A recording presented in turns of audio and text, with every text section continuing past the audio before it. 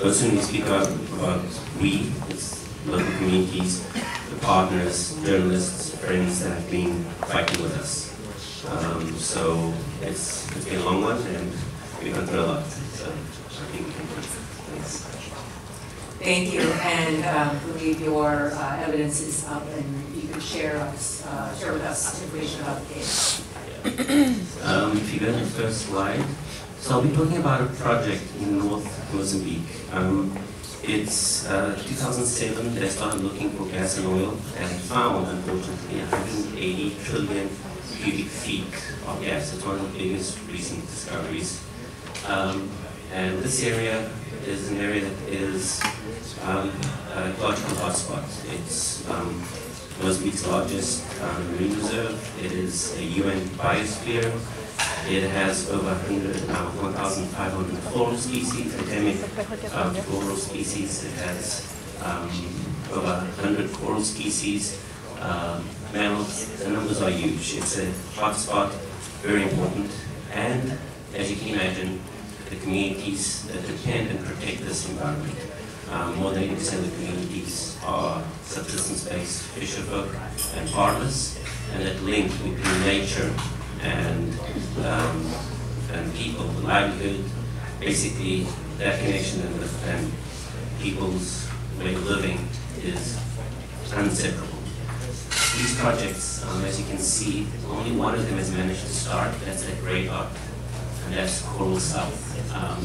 The rest are still in the process of trying to get up and running. The issue with a lot of these projects is, the first thing is they remove the people of the land, because that's the main resistance. The people are the ones that are going to push back. The local communities are the ones that are going to protect this environment. So there's been a lot of fisher folk have been put inland, away from the ocean. A lot of people have been taken away farming land. And this, added with a whole bunch of other social economic situations, it's caused, this backlash has caused the government to militarize the area, heavily militarize the area.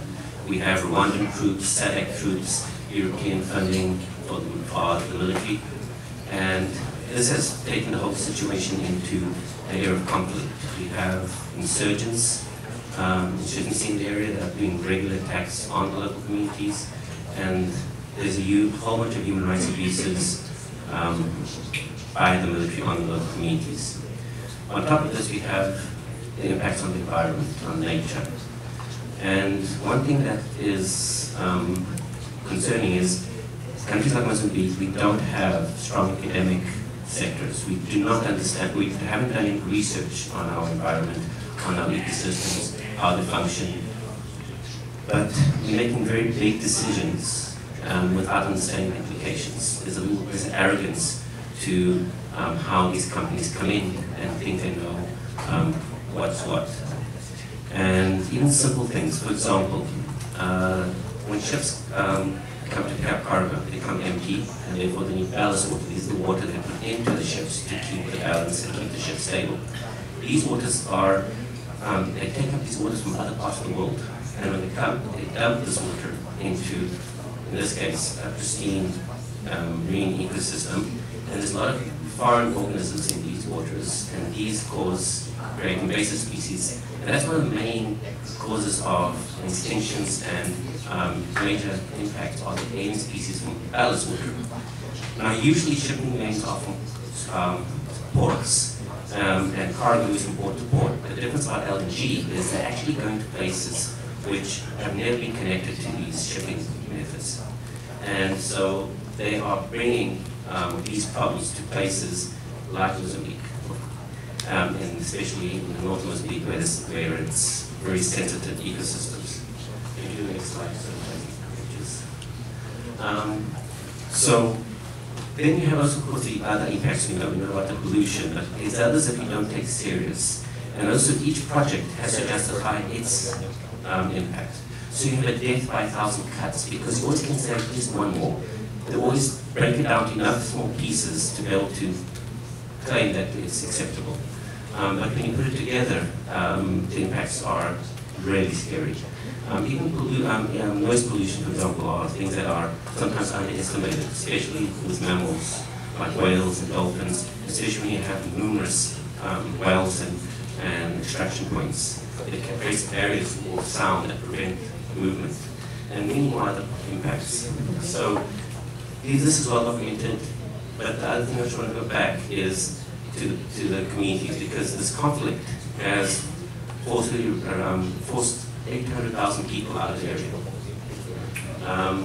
In the attack in 2021, March, just one attack, we requested a survey of 13,000 households in the area, and we got to a number of 1,193 people who were killed in that one attack. And this is people who I consider household and what happened to this family member. Very few people know about this. The actual number is high because this is verifiable deaths. The actual numbers are exceeds 1,500. This makes the biggest terrorist attack since 9/11, and the rest of the world doesn't know, doesn't care. This is the reality on the ground for the communities. And that's why we have 800,000 people leaving this area.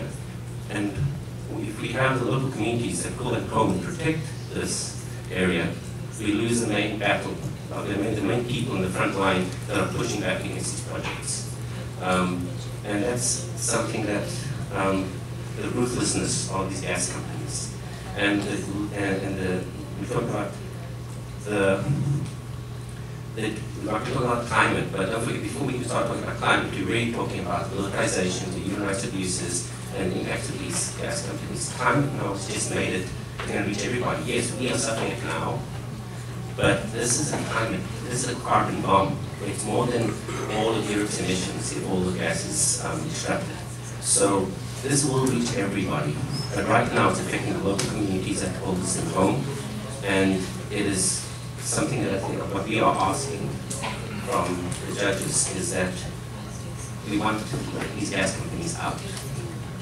We want them to leave Mozambique, and we have to find a more just and fair system in which we can meet people's needs, either in energy or otherwise. So I'm open for further questions. I know my time is short. I'm grateful for the space, and thank you for the time.